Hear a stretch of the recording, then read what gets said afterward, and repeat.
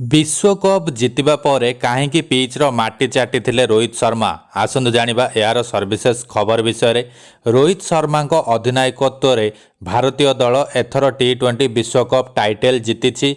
Barbados रे दक्षिण Africa सहित फाइनाल मैच खेला जाइतिला जेउथरे टीम इंडिया 7 रन रे जीतिथिला।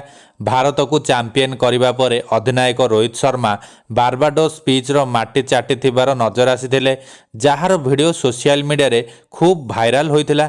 एबे रोहित निजे ए विषय रे एक बड़ खुलासा करिसेंती। बीसीसीआई एक वीडियो शेयर करिछि जेउथरे रोहित शर्मा पिचर माटी चाटिथिले एवं रोहित शर्मा काहेकि एही पिचर माटी चाटिथिले ताहा व्याख्या करिसेंती।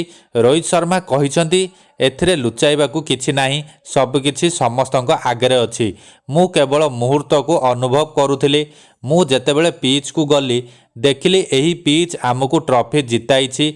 मु मो जीवन रे एही भूमि एवं पिच केबे भी भूली पारिबी नाही। तेणु मु पिच रो किछि अंश मो सहित रखिबाकू चाहूथिली।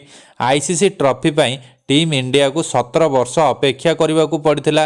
रोहित शर्मा अधिनायकत्व रे भारतीय दल 3टी आईसीसी फाइनाल रे हारी जाइतिला। एहा परे टीम इंडिया कोटी कोटी प्रशंसकों स्वप्न को पूरण करिछि। समस्ते खोलाखोली भावे ट्रॉफीर विजय उत्सव पालन करी टीम इंडिया को शुभेच्छा जणाउछंती। कौनसी भारतीय प्रशंसक एही मुहूर्त को भूलिबाकू चाहंती नाही।